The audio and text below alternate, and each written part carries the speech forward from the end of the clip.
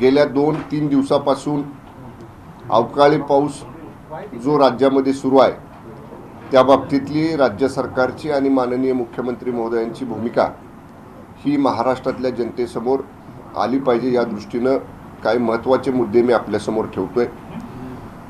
अवकाळी पाऊस आला, पिकांचं मोठ्या प्रमाणामध्ये त्या अवकाळी पावसामुळे नुकसान झालं। तातडीनं या बाबतीतली प्रत्यक्ष पाहणी करायला माननीय मुख्यमंत्री एकनाथजी शिंदे साहेबांच्या आदेशाप्रमाणे मंत्रिमंडळामधले आमचे सहकारी मदत आणि पुनर्वसन मंत्री श्री अनिल पाटील साहेब हे कालपासून दौऱ्यावरती आहेत। नाशिक धुळे त्या भागातल्या नुकसानीची पाहणी त्या विभागातले आमचे सहकारी मंत्री दादाजी भुसे यांनी कालच केलेली आहे। राज्य सरकार अशा संकटात, नैसर्गिक संकटात अवकाळी पावसामुळे सापडलेल्या शेतकऱ्यांच्या बाबतीत निश्चितपणे संवेदनशील आहे। त्याचे सर्वप्रथम पंचनामे होणं गरजेचं आहे। किती क्षेत्राचं, कुठल्या पिकाचं आणि किती नुकसान झालेलं आहे हे प्रत्यक्ष शेतकऱ्याच्या शेतात जाऊन त्याची पाहणी करून तातडीनं जिल्हाधिकाऱ्यांमार्फत शासनाला अहवाल सादर करण्याचे आदेश माननीय मुख्यमंत्री महोदयांनी तातडीनं दिलेले आहेत। मी पाहिलं की काही लोकांनी याच्यावरती टीका केली की याच्या बाबतीत शासन गंभीर नाही, परंतु 2 मंत्री आमचे, 3 मंत्री आमचे जे काय त्या विभागातले आहेत ते प्रत्यक्ष पाहणी करतायत। माननीय उपमुख्यमंत्री आणि वित्तमंत्री अजितदादा पवार साहेबांनी आजच या संपूर्ण नुकसानीचा, किती नुकसान झाले, किती क्षेत्रावर झाले जिल्हानिहाय, त्याचा सविस्तर आढावा यंत्रणेकडनं राज्यस्तरावरती घेतलेला आहे। शेतकऱ्याला वाऱ्यावरती हे सरकार बिलकुल सोडणार नाही, कधी याच्या पाठीमागे सोडलेलं नाही। निश्चितपणे या अवकाळीच्या संकटात सापडलेल्या शेतकऱ्याला राज्य सरकार, माननीय मुख्यमंत्री आणि दोन्ही उपमुख्यमंत्री महोदय यांच्या आदेशानं लवकरच योग्य ती मदत करेल। तर जो पहिला अहवाल आलेला आहे प्राथमिक अवकाळी पावसाचं नुकसान झालेलं आहे, याच्यामध्ये जवळपास 87,876 क्षेत्र बाधित झाले, हेक्टर। अजूनही हे बघा, जोपर्यंत शेतातलं पाणी कमी होत नाही आणि शेतात जाण्यासारखी परिस्थिती निर्माण होत नाही तोपर्यंत प्रत्यक्ष त्या शेतात आमच्या कृषी विभागाचे कर्मचारी असतील, आमचे महसूल विभागाचे कर्मचारी असतील, त्यांना तिथपर्यंत जातासुद्धा येत नाही। त्यामुळे ज्या ज्या ठिकाणी त्यांना जाता आलं त्या ठिकाणची प्राथमिक माहिती सरकारकडे आलेली आहे आणि जी काही अजूनसुद्धा काही क्षेत्र समजा असेल, आपण म्हणताय तसं जो काही प्राथमिक अंदाज आला आहे त्याच्या व्यतिरिक्त सुद्धा काही क्षेत्र बाधित झालं असेल तर एकही बाधित झालेलं क्षेत्र वंचित राहू नये अशा पद्धतीचे स्टँडिंग ऑर्डर्स ह्या प्रशासनाला या ठिकाणी माननीय मुख्यमंत्री महोदयांनी दिलेले आहेत आणि जो काही अहवाल प्राप्त होईल संपूर्ण नुकसानीचा त्याच्या बाबतीत माननीय मुख्यमंत्री महोदय, दोन्ही उपमुख्यमंत्री महोदय हे निश्चितपणे शेतकऱ्याला दिलासा देणारा निर्णय घेतील। मागच्या रिलीफ देताना सगळ्यात महत्त्वाचं निकष कोणते लावायचे याच्यावरून गोष्टी पुढे मागे झाल्या होत्या। आता नक्की काय होणार आहे? कारण एकीकडे दुष्काळासाठी सुरुवातीला आपण 40 तालुके वेगळे काढले, मंडळनी आहे त्याच्यावरती काम चालू आहे आणि आता हे गारपिटीचं दुष्काळ आणि दुष्काळासाठी असणाऱ्या उपाययोजना हा एक भाग आहे आणि अतिवृष्टी, अवकाळी पाऊस हा वेगळा भाग आहे। पण तरीसुद्धा दुष्काळात पिकं करपून जाणं आणि नुकसान होणं आणि अतिवृष्टी आणि अवकाळीमध्ये हातातोंडाशी काढायला आलेली पिकं खराब होणं, त्यामुळे ही तर नुकसानच आहे। पण जे काही स्टँडिंग इन्स्ट्रक्शन्स आहेत बघा, आपण माननीय शिंदे साहेबांचं सरकार आल्यानंतर नैसर्गिक आपत्तीमध्ये या ठिकाणी NDRFचे जे निकष होते त्याच्यामध्ये आपण बदल केला। आपण जे क्षेत्राची मर्यादा 2 हेक्टर होती ती आपण 3 हेक्टर केली।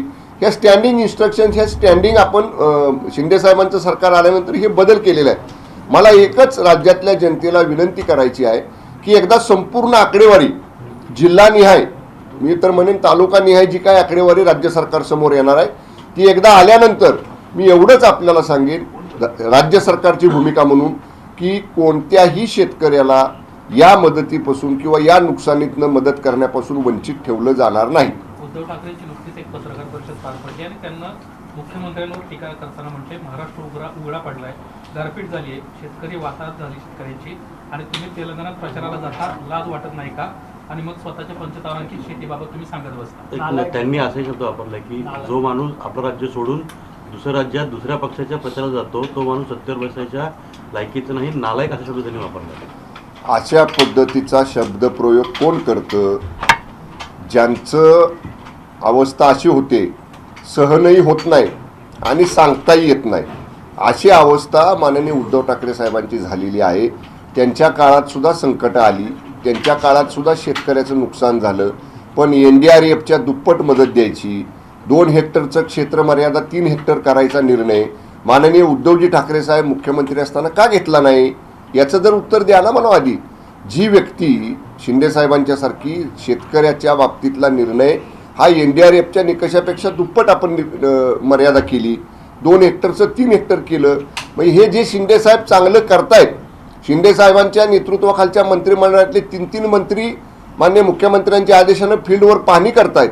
स्वतः वित्तमंत्री आणि उपमुख्यमंत्री मान्य अजितदादा राज्यस्तरावरचा सगळा आढावा घेत आहेत, उपाययोजनाबाबतीत आदेश देत आहेत. एवढ्या सगळ्या बाजूवर सरकार काम करतं आहे आणि माननीय मुख्यमंत्र्यांचं सतत या सगळ्या परिस्थितीवरती लक्ष आहे. कसं आहे, माननीय शिंदेसाहेबांना शेजारच्या राज्यामध्ये आग्रहानं तिथल्या पक्षांनी बोलवलं.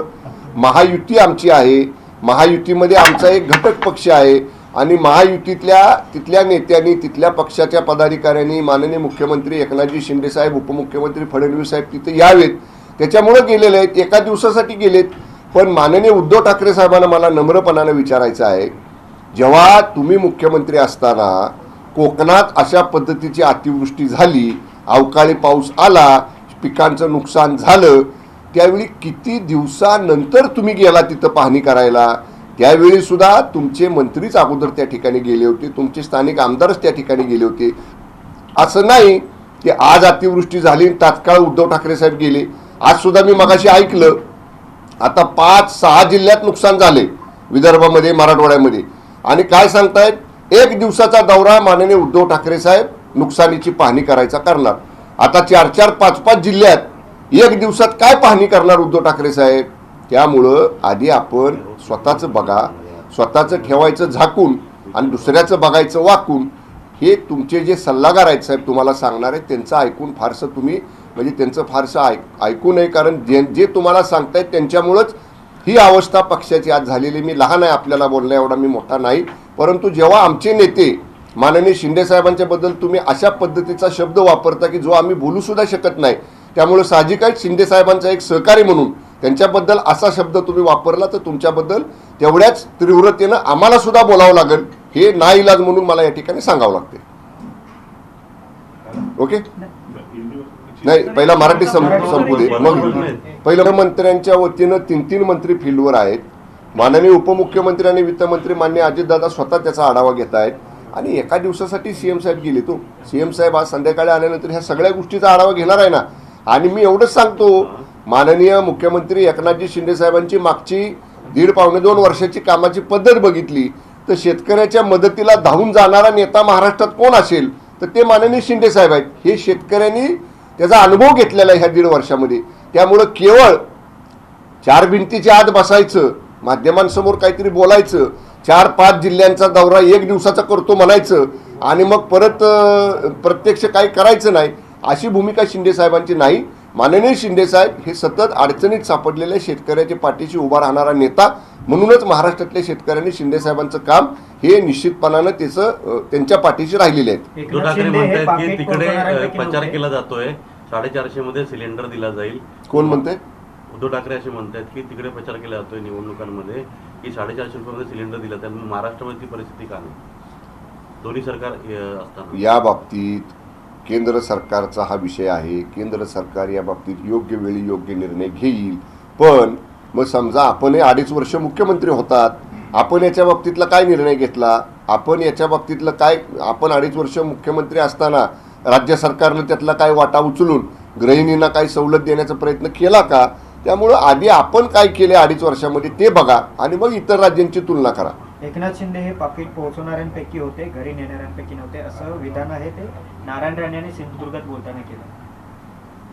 आता याच्या बाबतीत राणे साहेबांना काय माहिती असेल मला माहीत नाही, राणे साहेब कुठल्या अर्थानं बोललेत, परंतु याच्या बाबतीत मी काय भाष्य करावं एवढा काही मी मोठा नाही, त्यामुळे याच्या बाबतीत मी काय बोलणार नाही. सर, पण त्यांनी असं वक्तव्य केलंय की एकनाथ शिंदे हे पाकिट पोहोचवणाऱ्यांपैकी होते, ते पाकिट घरी घेऊन जात नव्हते असं त्यांचं म्हणणं आहे. त्यावरती विरोधी पक्षनेते अंबादास दानवेंनी प्रश्न उपस्थित केलाय की एकनाथ शिंदे यांना पाकिट कुठून यायचं हे त्यांना विचारा म्हणून. दानवेना म्हणावं, अंबादासजी दानवेना, तुम्ही त्यावेळी खूप दूर होता. जी काय माननीय नारायण राणे साहेब सांगतायत त्याप्रमाणे मला आठवतंय की मागं एकदा कुठंतरी एका भाषणामध्ये एका वरिष्ठ आमच्या नेत्यांनी शिवसेनेचे सांगितलं होतं की खोके नाही तर फ्रीज भरून कुठं काय जात होतं हे सांगायची वेळ आमच्यावर आणू नका. त्यामुळं आता परत जर अशा पद्धतीचं काही वक्तव्य केलं गेलं तर कुठले फ्रीज होते, किती थंड राहणारं साहित्य त्या फ्रीजमध्ये होतं, किती काळ टिकणारं साहित्य त्या फ्रीजमध्ये राहत होतं, ह्या सगळ्या गोष्टी कालांतरानं आम्हाला उघड कराव्या लागतील. सर, पृथ्वीराज चव्हाण यांनी थेट आरोप आता राष्ट्रवादीवरती केलाय की खरं तर राष्ट्रवादी काँग्रेस पक्षाने आम्हाला साथ दिली नाही, त्यामुळे मराठा आरक्षणाचा प्रश्न जो आहे तो प्रलंबित राहिला, असं थेट आरोप त्यांचा आहे. हे बघा, त्यावेळी काँग्रेस आणि राष्ट्रवादी काँग्रेसचं सरकार होतं. पृथ्वीराज चव्हाण साहेब काँग्रेसचे नेते मुख्यमंत्री होते आणि माननीय अजितदादा राष्ट्रवादी काँग्रेसचे नेते हे उपमुख्यमंत्री होते. त्यामुळे त्या दोघांच्यामध्ये मराठा आरक्षणाच्या बाबतीत काय चर्चा झाली होती, त्यावेळीचं आरक्षण ते काय देऊ शकले नाहीत, हे खरं त्या दोघांनी सांगावं लागलं. आता पृथ्वीराज चव्हाण बाबा काय म्हणतायत की अजितदादांनी त्यावेळी आम्हाला सहकार्य केलं नाही. मग आता दादानी याच्यावर सांगावं लागेल की पृथ्वीराज चव्हाण काय म्हणत होते आणि दादा त्यावेळी काय म्हणत होते. त्यामुळे ह्या दोघांच्या मधला हा विषय आहे, हे आम्हाला माहीत असायचं कारण नाही, कारण त्यावेळी आम्ही सत्तेमध्ये नव्हतो, आम्ही विरोधामध्ये होतो. सत्तेमध्ये असणारे हे दोन मोठे नेते जे डिसिजन मेकिंगमध्ये म्हणजे हा असा महत्त्वाचा निर्णय घेण्यामध्ये ज्या दोघांना अधिकार होते त्या दोघांनीच बोलणं उचित ठरेल. जर बाबा म्हणत असतील की दादाने आम्हाला सहकार्य केलं नाही तर दादाने आता सांगावं लागेल की केलं का नाही केलं. मराठा आरक्षणावरतून तुमचा रोख अजित पवारांवरती आहेत का आता? बाबांना विचारा ना, आम्ही कुठं असं म्हणले, आम्ही अजिबात असं म्हटलं नाही. खुलासा करायला सांगतात आता? नाही, दादा सांगतील ना पृथ्वीराज बाबा काय त्यांना म्हण, मी खुलासा करायला सांगत नाही. माझ्या तोंडात कुठलाही शब्द घालू नका. मी नेहमी बोलताना तोलून मापून आणि जबाबदारीने बोलत असतो. मी काय म्हटलं, पृथ्वीराज चव्हाण बाबांनी काय सहकार्य मागितलं आणि त्याच्यावर दादांची काय भूमिका होती हे त्या दोघांनीच सांगावं लागेल ना. आम्ही त्या डिसिजन मेकिंग मधला भाग नव्हतो. मग मागितलं होतं का नव्हतं मागितलं इथून सुरुवात होईल आता. त्यामुळं विनाकारण असा गैरसमज निर्माण करण्याचा प्रयत्न करू नका. अजितदादा एक दीर्घ अनुभवी राजकारणातले नेते आहेत. त्यामुळं जर पृथ्वीराज चव्हाण साहेब असं म्हणले असतील, त्यांचा रोख माननीय अजितदादांवर असेल तर अजितदादा योग्य वेळी योग्य खुलासा या बाबतीतला करतील. फडणवीसांनी जो लोकसभेच्या महायुतीचा जो आकडेवारी सांगितले की 26 जागा आमच्या आणि उर्वरित अजितदादा गटाने साहेब दुरुस्त केलं ना काल फडणवीस साहेबांनी. तुम्ही परत जर अशा पद्धतीने असेल तर तुम्ही राष्ट्रवादीला समान जागा देण्यास तुम्ही जर म्हणू नका साहेब. पहिल्यांदा ही बातमी आल्यानंतर माननीय फडणवीस साहेबांनी सांगितलं की आमचं असं सूत्र अद्याप ठरलेलं नाही, आम्ही तिघही एकत्र बसू, मग जेव्हा अंतिम चर्चा होईल त्यावेळी या सगळ्या गोष्टी ठरल्या जातील. मला वाटते की आपण सगळ्यांनी आमचा जो महायुतीचा फॉर्म्युला आहे, शिवसेना, भारतीय जनता पक्ष, राष्ट्रवादी काँग्रेस पक्ष आणि इतर 9 आमचे सहयोगी मित्र पक्ष, या सगळ्यांमध्ये खेळीमेळीमध्ये जागा वाटप होईल आणि अंतिम निर्णय माननीय शिंदे साहेब, माननीय फडणवीस साहेब आणि माननीय दादा घेतील. हे तिघजण जो निर्णय घेतील तो महायुतीमधल्या आमच्यासह सगळ्या पक्षांना मान्य असेल. साहेब, तेलंगणामध्ये लढाई आहे ती काँग्रेस आणि केसीआरची, भाजप रेसमध्ये पण नाहीये, मग तरी देखील मुख्यमंत्री तिकडे प्रचाराला का गेले असा प्रश्न कुणी विचारला?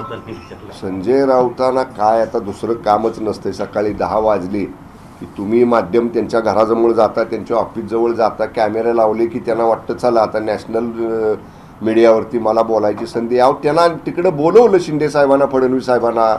त्या राज्यामध्ये सुद्धा भारतीय जनता पक्षाबरोबर असणारे सहयोगी मित्र पक्ष यांच्या नेत्यांना मागणी आहे प्रचाराची आणि तिथल्या नेत्यांनी, महायुतीमधल्या पक्षांच्या प्रमुख नेत्यांनी निमंत्रण दिल्यानंतर, सभेचं आयोजन केल्यानंतर जाणं हे महायुतीतला एक पक्ष म्हणून आमची जबाबदारी आहे. त्याप्रमाणे मुख्यमंत्री गेलेले आहेत तिकडे प्रचाराला. सर, बाबांनी असं पण म्हटलंय की खरं तर राज्य सहकारी बँकेच्या संदर्भात आम्ही काही कठोर निर्णय घेतले, त्यामुळे राष्ट्रवादीने तत्कालीन सत्ता पाडली. आता बघा परत तिथं झालं. ते 2 पक्ष मोठे, ते 2 पक्ष सरकारमधली, त्या दोघांनी हातात हात घालून त्यांचं सरकार चालवलं.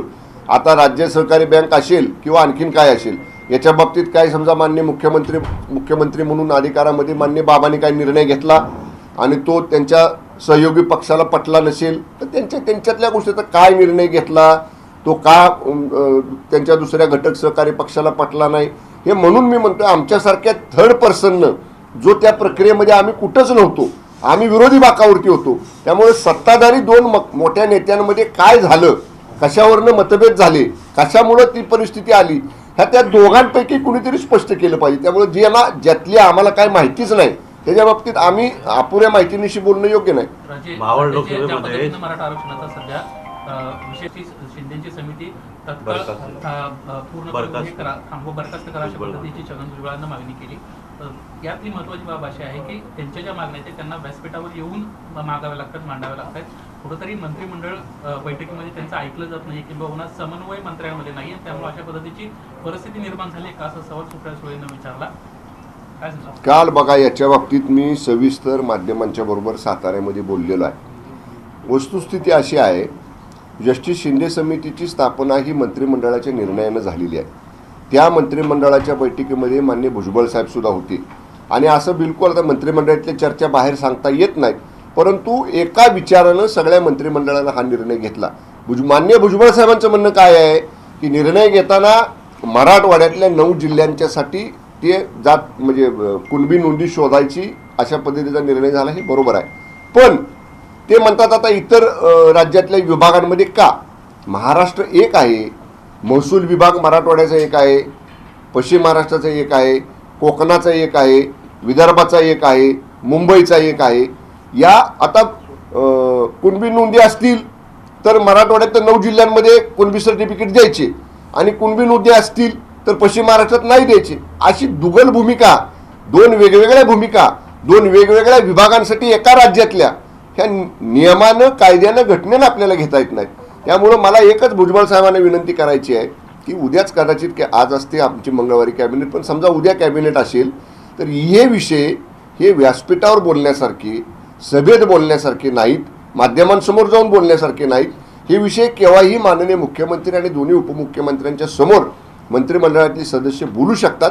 त्यामुळं एकत्र याच्यावरती चर्चा व्हावी आणि या तिन्ही नेत्यांच्या समोर हा विषय त्यांनी मांडावा.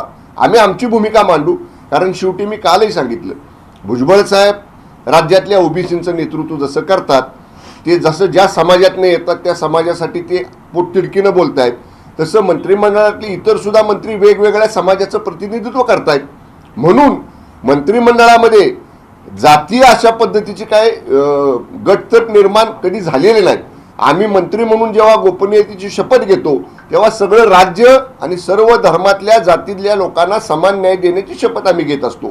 तरी देखील आपल्याला जे काय बोलायचंय ते मंत्रिमंडळाचे जे नेते आहेत, प्रमुख आहेत, त्या माननीय शिंदे साहेबांच्या, दादांच्या आणि फडणवीस साहेबांच्या समोर बोलू आणि नक्की मला वाटते ती चर्चा झाल्यानंतर समन्वयातनं योग्य तोडगा या चर्चेतनं निघेल.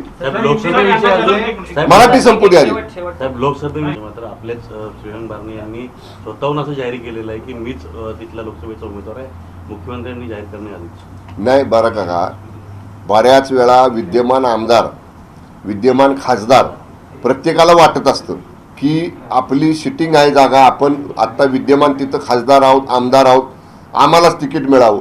त्यामुळे साहजिक आहे, नैसर्गिक न्यायाच्या तत्वानुसार प्रत्येकाला वाटणं की मलाच रिपीट करावं. पण शेवटी अंतिम निर्णय हा पक्षप्रमुखांचा असतो, प्रमुख नेत्यांचा असतो. आज आमच्या शिवसेनेचे सगळे निर्णय घेण्याचे अधिकार आम्ही सगळ्यांनी पहिल्यांदाच मुख्य नेते म्हणून निवड झालेल्या माननीय एकनाथजी शिंदे साहेबांना दिलेले आहेत. शिंदे साहेब ज्याला उमेदवारी देतील तो पक्षाचा अधिकृत उमेदवार असेल. तुमच्या मतदारसंघामध्ये सत्यजित पाटणकर यांनी साखर कारखान्याचं मिल पूजन केलेलं आहे. नवीन साखर कारखाना स्थापन झाला. साखर कारखाना नाही, गुळ पावडर कारखाना आहे. हा, तुम्ही साखर कारखाना, गुळ पावडर आणि साखर कारखाना याच्यात फरक आहे. यामुळे तुमच्या आगामी काळामध्ये अडचणी वाढतील का, काय सांगा? जॅगरी पावडरचं त्यांचं लायसन आहे. जॅगरी पावडर म्हणजे जॅगरी म्हणजे गुळ आणि पावडर म्हणजे पिठी साखर. साखर सुद्धा नाही, ती गुळाची पावडर आहे. त्याला नाव साखर कारखाना कसं दिलं रजिस्ट्रेशन करताना हेच मला माहीत नाही. त्यामुळं गुळाची पावडर काढायची आणि म्हणायचं साखर कारखाना आहे. ठीक आहे, त्यांचा उद्योग ते करतायत. राज्यात खुली अर्थव्यवस्था आहे, गुंतवणूक कुणी करावी, कशी करावी ते ठीक आहे. पण त्यांना मी एवढंच म्हणेन, त्यांनी ज्या ठिकाणी त्यांचा गुळ पावडर कारखाना काढतायत तो त्यांनी काढावा, आमच्या त्यांना शुभेच्छा आहेत. पण शेतकऱ्याचं हित बघावं. साखर कारखान्याला जसे सगळे नियम आहेत सहकारातले ते नियम हे गुळ पावडर कारखान्याला नाहीत. त्याच्यामुळं शेतकऱ्याचं नुकसान होऊ नये एवढी काळजी सत्यजित पाटणकरांनी घ्यावी. एकच मिनिट, सर याला जोडून एक दुसरा इंटरेस्टेड आहे आमच्या मतदारसंघात. तुमच्या सहकारी साखर कारखान्याला सुद्धा मार्जिन लोन जवळपास 50 कोटी रुपये मंजूर झालेलं आहे. मात्र अजित पवार सत्तेत सहभागी झाल्यानंतर 5 सहकारी साखर कारखान्यांना 365 कोटी रुपयाचं कर्ज राज्य शिखर बँकेने मंजूर केले. मात्र दुसऱ्या टप्प्यातील जे 12 सहकारी साखर कारखान्याचे प्रस्ताव आलेले होते ते शिखर बँकेने नाकारलेले. यासंबंधीचं पत्र सुद्धा अपर मुख्य सचिवांना लिहिलेलं आहे. मात्र राज्य सरकारकडून याला कुठलंही प्रत्युत्तर देण्यात आलेलं नाही. ते साखर सम्राट सध्या अडचणीत आहे.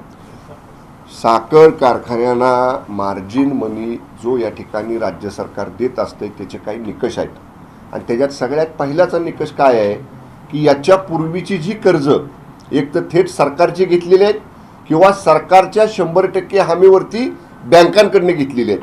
या सगळ्या कर्जांची जर नियमित कर्जफेड झाली असेल तर राज्य सरकार मार्जिन मनी देतं. समजा काही कर्ज फेडायची बाकी आहेत, पुढचे त्याचे इन्स्टॉलमेंट्स आहेत परंतु आत्तापर्यंतची इन्स्टॉलमेंट्स नियमित व्याजासह भरलेले आहेत तर त्याला राज्य सरकार मार्जिन मनी देतं. हे निकष आहेत. या निकषामध्ये जे कोणी बसतात त्याला वित्त विभाग पहिल्यांदा मान्यता देतं. पहिलं सहकार विभाग प्रस्ताव पाठवतं. वित्त विभाग त्या निकषामध्ये बसणारा आहे का, जेवढी रक्कम मार्जिन मनीची सरकार देणार आहे, जेवढ्या वर्षापर्यंत ती परत फेडायची आहे, व्याजासह ती परत फेडायची आर्थिक क्षमता त्या कारखान्याची आहे का, ह्या सगळ्या तांत्रिक बाबी या वित्त विभाग तपासतो. वित्त विभागाचा थेट अभिप्राय त्या टिप्पणीवरती असतो की द्यावं का देऊ नये आणि मग याच्यावरती शासनाचा निर्णय केला जातो. कोणतरी कोणाच्या तरी मर्जीतला आहे म्हणून त्याला द्यायचं आणि कोणतरी कोणाच्या तरी मर्जीतला नाही म्हणून त्याला द्यायचं नाही अशी भूमिका सरकारची नसते. हा नियम सरकारचा नाही. नियमात निकषात जे बसणार आहेत त्यांच्या बाबतीत सरकारचं एकच धोरण आहे. ओके सर उद्धव ठाकरेंनी म्हटलेलं आहे दुष्काळ जाहीर केलं, मात्र असे म्हटले जाते दुष्काळ 13वा महिना या सरकारचा आता 13वा सुरू आहे. मी सांगितलं ना, सहनही होत नाही. तुम्ही नव्हता मगाशी आला, ते ऐकलं नाही तुम्ही. सहनही होत नाही, सांगता येत नाही अशी अवस्था त्यांची झालेली आहे. त्यामुळं आता ते बोलतायत कोणाचा 13वा महिना घालतायत, कोणाचा कसला महिना घालतायत. मी माननीय उद्धव साहेबांना म्हणजे त्यांना उत्तर देणं एवढा मोठा मी नाही, परंतु मी त्यांना नम्रपणानं सांगेन की साहेब आपण मुख्यमंत्री असताना जी काही निकष होते मदत करायची त्याच्यापेक्षा अधिकची मदत माननीय शिंदे साहेबांनी गेल्या 1.5 वर्षामध्ये ज्यावेळी शेतकरी अडचणीत सापडला त्यावेळी केलेली आहे. त्यामुळं शेतकऱ्यांनी माननीय शिंदे साहेब हे संकटात आपल्या पाठीशी उभे राहतील हा विश्वास शेतकऱ्याच्या मनामध्ये आहे. उद्धव ठाकरे साहेब काही जरी म्हणाले तरी शेतकऱ्याच्या पाठीशी ठामपणे उभा राहणारा शेतकऱ्याचा मुलगा मुख्यमंत्री आहे. हे एकनाथ शिंदे साहेबांच्या रूपानं महाराष्ट्रातल्या शेतकऱ्यांनी संकटात असताना अडचणीत असताना अनुभव त्याचा घेतलेला आहे. उद्धव ठाकरे असे म्हटले प्रत्येक शिवसैनिकाला बांधावर जा, शेतकऱ्यांचं काय हाल ते बघा आणि गरज पडली तर जिल्हाधिकाऱ्यांना थेट जाब विचारा किंवा गिरावा. त्यांनी आता शिवसैनिकांना हे सांगण्यापेक्षा ऑलरेडी आमच्या प्रशासनानं ते काम सुरू केलेलं आहे. कुणी बांधावर जाऊन काय करण्यापेक्षा आमचे सगळे महसूल यंत्रणा, आमची सगळी कृषीची यंत्रणा गेली 3 दिवस झाले शेतावरती आहे.